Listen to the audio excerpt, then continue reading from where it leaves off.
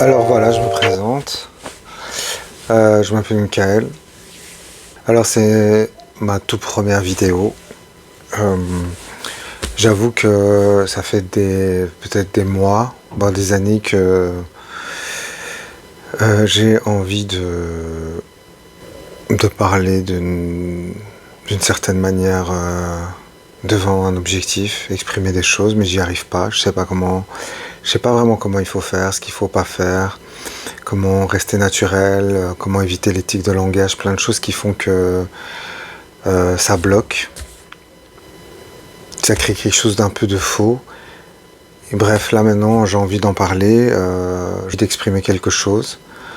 Je sais pas si ce sera avec les bons mots, avec la bonne forme, mais j'ai envie d'en parler. Euh, Là aujourd'hui j'ai ressenti beaucoup de colère. La colère, c'est une émotion que je ressens souvent.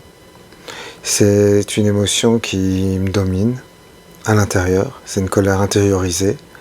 Et en même temps, elle me met en mouvement, mais elle vient aussi masquer un tas d'autres émotions. Et je m'en suis rendu compte récemment parce que depuis que je ressens ça, je me rends compte qu'il y a des souvenirs qui sont présents à mon esprit depuis longtemps, que je revis continuellement et que je veux forcément comprendre en les rationalisant. Et finalement, ça ne marche pas. Parce que ça continue à me hanter, malgré que c'est avec une personne que je ne côtoie plus, avec qui peut-être les choses se sont apaisées, et malgré tout, ça continue de me hanter, comme si j'avais pas digéré quelque chose. Et c'est pas sur la compréhension cognitive, je crois que c'est sur une compréhension émotionnelle, parce qu'à part la colère, j'ai l'impression que souvent je ressens rien d'autre.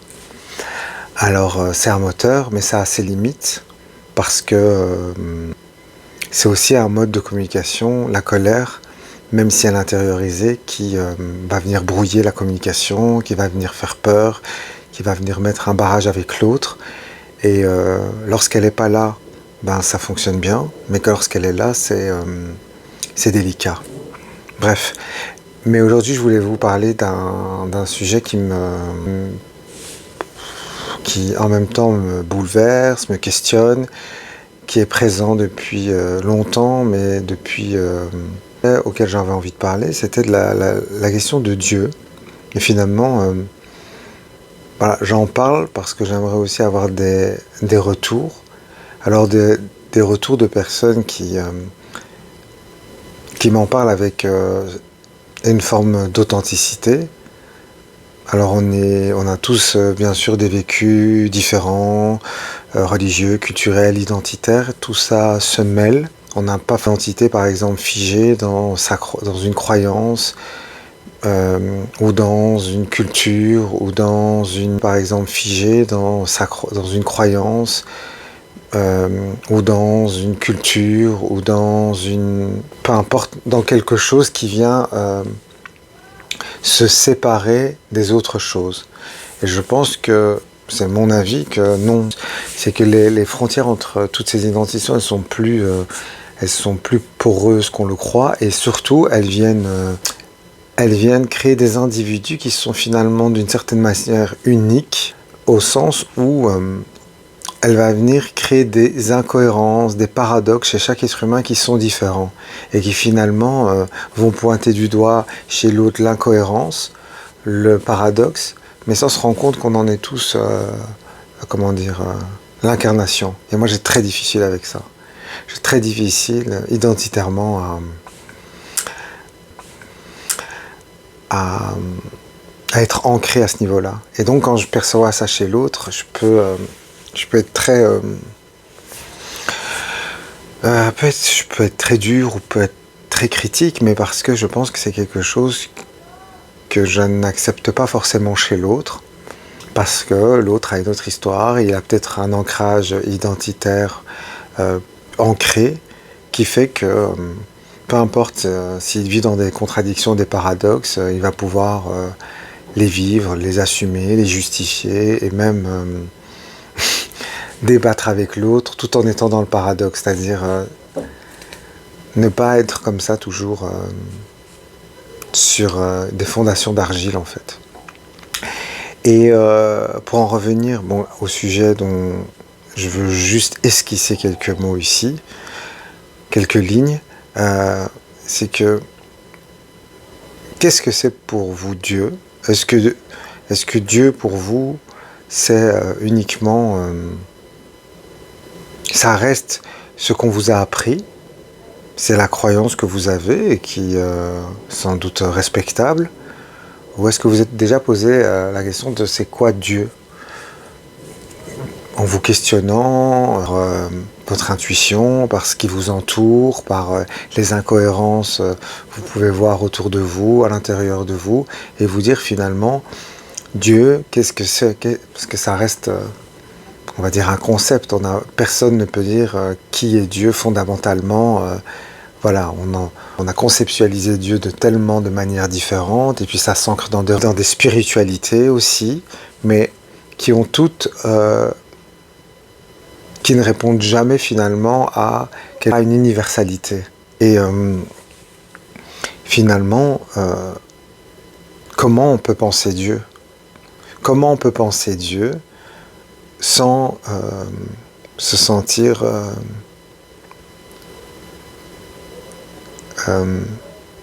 influencé, je dirais, par ce qu'on nous a appris, qui peut être très structurant et qui est utile. C'est-à-dire, je pense que les religions, comme les sociétés, les cadres apportent beaucoup, mais aussi elles ne répondent pas à toutes les questions.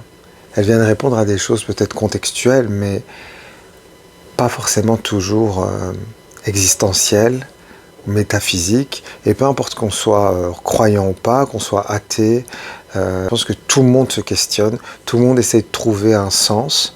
Alors des fois on peut penser que c'est le sens, mais finalement ça reste un sens. Et moi j'ai envie de parler de tout ça, j'ai envie de comprendre à travers les autres, pas forcément avoir une réponse, mais pour avoir un large éventail finalement de tout ce que peut-être des milliers de personnes ressentent différemment,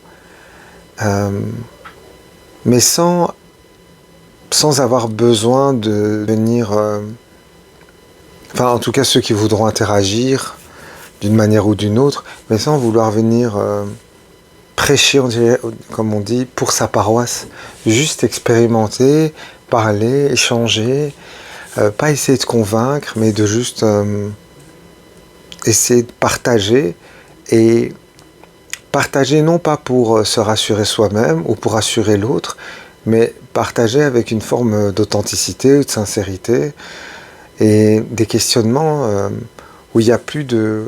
ou en tout cas j'espère, c'est pas de faux semblants, pas de prêt à penser, voilà, ce genre de choses. Voilà, c'est assez court pour une première vidéo. La première, je sais pas comment ça va être reçu. C'était aujourd'hui émotionnellement, c'était pas très évident, mais ça va. Des fois, c'est très très intense à l'intérieur, et là, je suis content parce que je me suis permis d'exprimer dans un format un peu spontané, et peut-être c'est ça que je cherchais. De pas être trop dans quelque chose que je prépare.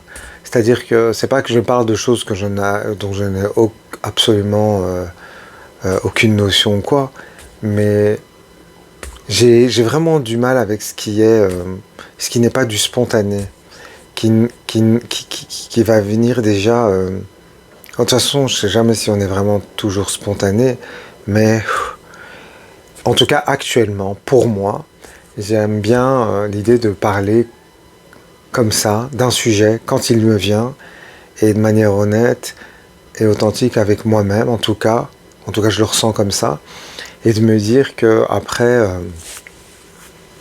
il y aura peut-être éventuellement des retours, et je le précise, je ne cherche pas à comment dire.